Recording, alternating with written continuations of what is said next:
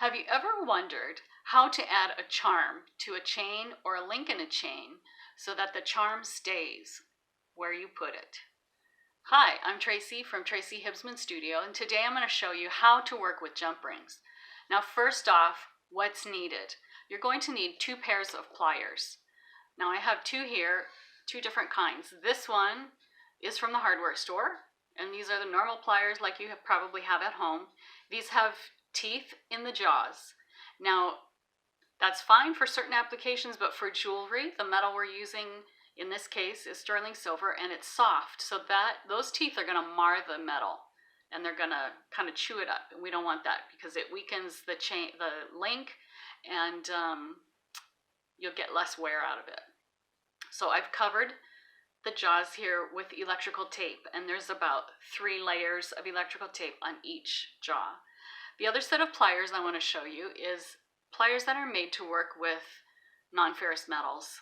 These are more like a jeweler's plier, and the jaws are smooth in here, so we don't have to cover these with electrical tape.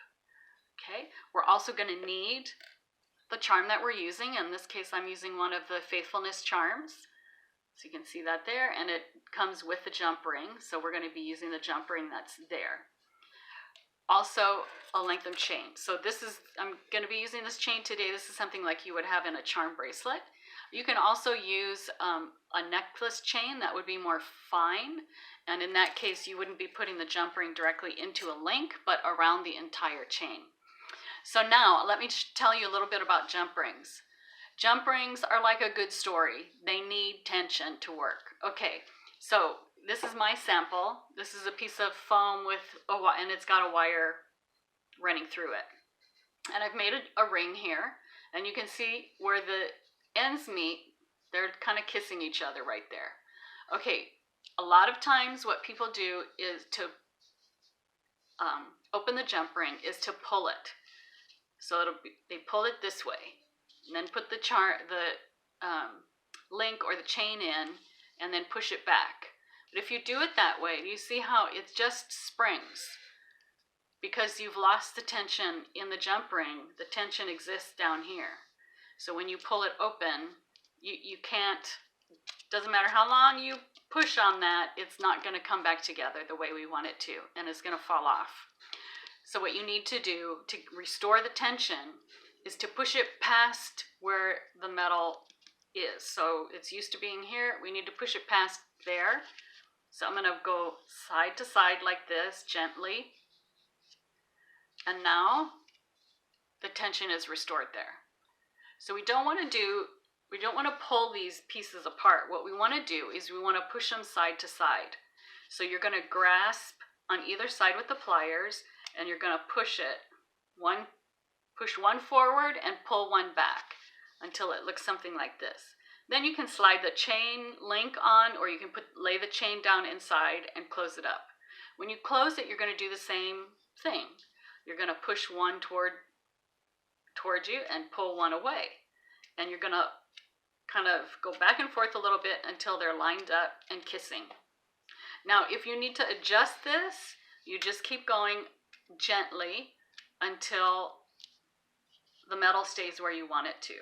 If you need to adjust the tension, again, you're going to go a little bit, you're going to grab with the pliers on either side, and you're going to just a little bit, one on each side, push past where you want the metal to be, and then align them, and they are now they're kissing, and they're going to stay there. Okay, I'm going to get ready, and I'll show you on actual jewelry how it works. Okay, I'm back, and I'm all set up here. This is my bench pin, and this is where all of the work happens when I'm making jewelry. You do not need a bench pin for this, but this is just where I work. So you can do this at any table. So I've got my chain here, I've got my charm, and I have my 2 sets of pliers, okay? So the first thing I'm going to do is open the jump ring, just like I showed you before. So we want to find where the jump ring meets. And that is right here, where you can see that little space. So I'm going to hold it so I can, you need to be able to grasp onto each side with a pair of pliers. So I'm holding with this pair of pliers, I'm coming in with this pair, and I'm going to open that jump ring. Okay, so I've pushed one side forward and pulled one side back, and now that's open and ready to go. So now I take my link, I'm going to put it in this link right here. I'm just going to slip that on, and now I'm going to do the same thing in reverse. I'm going to hold on there, grasp the other side, and get those lined up. Sometimes the electrical tape can be a little slippery, so if you need to reposition, and there we go. So I'm going to go a little bit backwards and forwards to get it to line up properly. And there we go. One jump ring closed and on the link for the bracelet. Okay. Now, if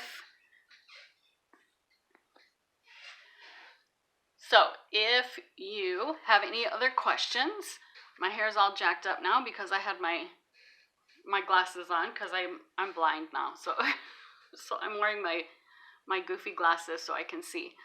But if you have any other questions or mysteries that you'd like solved about making jewelry, you can let me know. You can either comment below, or you can go to my website, tracyhibsman.com, and click on contact, and you can send me a question that way through email. I hope you have a great day, and all of your jump ring wishes stay true, and see you next time. Bye.